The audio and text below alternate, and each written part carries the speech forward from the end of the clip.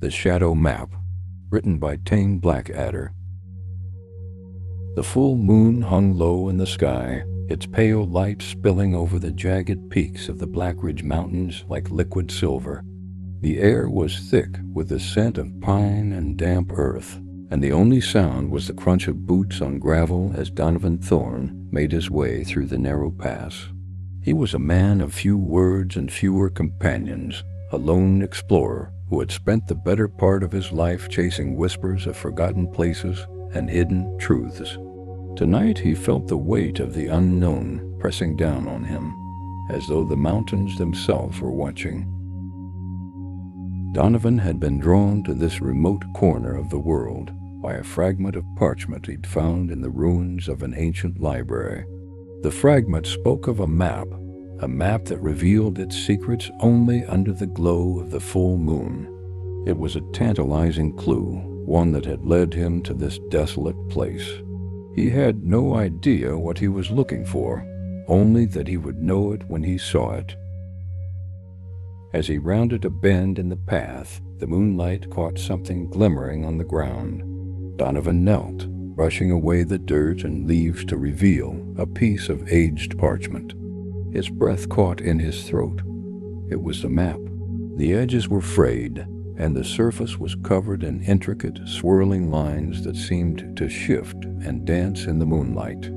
At the center was a symbol he didn't recognize, a circle with a jagged line running through it, like a crack in the fabric of reality. Donovan carefully unfolded the map, his hands trembling slightly. The lines on the parchment began to glow faintly, as though reacting to the moonlight. He traced the path with his finger, noting the cryptic symbols and strange annotations that dotted its surface. The map seemed to lead deeper into the mountains, to a place that wasn't marked on any modern chart. He stood, clutching the map tightly, and set off down the path. The moonlight guided him, casting long shadows that stretched across the ground like grasping fingers. The air grew colder as he descended into a narrow valley, the walls of the pass closing in around him. The shadows seemed to thicken, pooling at his feet and swirling around him like smoke. He quickened his pace, his heart pounding in his chest. The path led him to a massive stone archway, its surface covered in ancient carvings that seemed to writhe and shift in the moonlight. Beyond the archway was a dense fog, swirling and churning like a living thing. Donovan hesitated, his instincts screaming at him to turn back. But the map in his hand pulsed with a faint, otherworldly light, urging him forward. He stepped through the archway, and the world around him changed.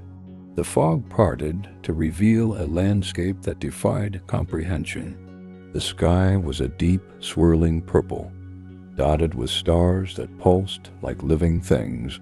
The ground beneath his feet was a patchwork of shifting colors, like the surface of a soap bubble. In the distance, he could see the outline of a city that seemed to float in the air, suspended between the earth and the sky. Donovan felt a surge of awe and terror. This was the Hidden Kingdom, the place whispered about in forbidden legends. He had found it, but as he took a step forward, the shadows around him began to stir.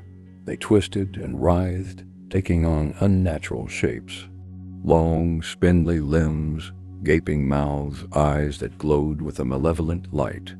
They reached for him, their forms shifting and flowing like liquid darkness. He stumbled back, his breath coming in short, panicked gasps. The shadows followed, their movements slow and deliberate, as though they were savoring his fear. He turned and ran, his boots pounding against the strange, shifting ground. The city loomed ahead, its spires and towers glowing with an eerie light. He could feel the shadows closing in around him, their cold fingers brushing against his skin.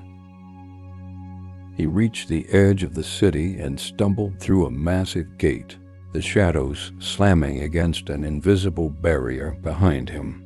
He collapsed to the ground, his chest heaving, and looked around. The city was unlike anything he had ever seen.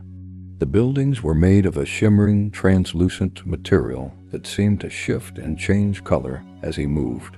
The streets were empty, but he could feel the presence of something vast and ancient, watching him from the shadows. Donovan stood there for a while, then he began exploring the city, the map clutched tightly in his hand. The symbols on the parchment seemed to guide him, leading him through the twisting streets and alleys. He passed towering statues of beings with too many eyes and too many limbs, their forms twisted and grotesque. He saw murals depicting scenes of unimaginable horror, cities consumed by darkness, worlds torn apart by forces beyond comprehension. As he walked, he began to feel a strange pull, as though the city itself was drawing him towards something. The map led him to a massive tower at the center of the city, its surface covered in the same swirling lines as the parchment. The door to the tower was a massive slab of stone, covered in carvings that seemed to writhe and shift in the moonlight. He pushed the door open and stepped inside. The interior of the tower was vast and empty, the walls covered in the same strange carvings. At the center of the room was a pedestal, and on the pedestal was a small, glowing orb. The orb pulsed with a faint, otherworldly light, and Donovan felt a strange sense of familiarity, as though he had seen it before in a dream. He approached the pedestal, the shadows around him shifting and stirring. The orb seemed to call to him, its light growing brighter as he drew closer. He reached out to touch it, and the moment his fingers brushed against its surface, the world around him dissolved into darkness. Donovan found himself standing in a vast, empty void. The only light came from the orb, which now floated in the air before him. The shadows around him began to take shape, forming into the figures of people he had known. His parents, his friends, his mentors. They reached out to him, their faces twisted in expressions of pain and despair. "Donovan," they whispered, their voices echoing in the void. "You cannot escape. This is your fate." He stumbled back, his heart pounding in his chest. The figures closed in around him, their hands grasping at his arms and shoulders.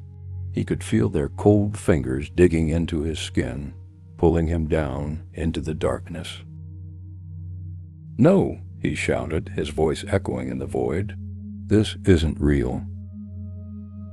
The figures dissolved into shadows, and the void was filled with a blinding light.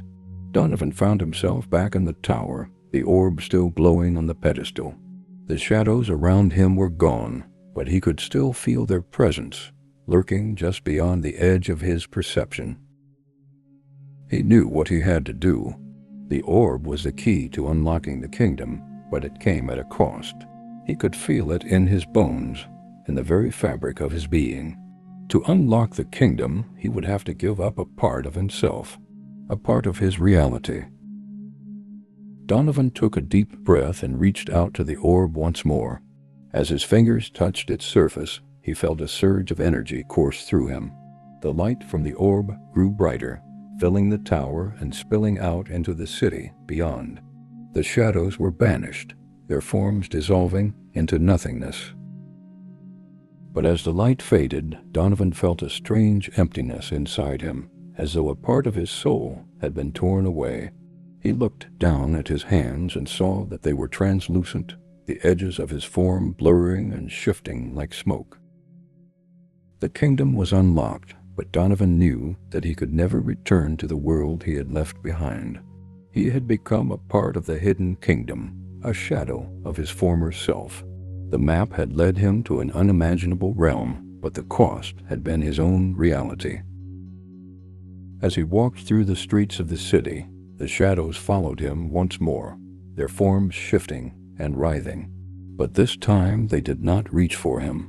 They were a part of him now, just as he was a part of the kingdom. Donovan Thorn had found the hidden kingdom, but he had lost himself in the process. And as the full moon rose high above the city, he knew that he would never be the same again. Subscribe and click the notification bell so as not to miss the next episode.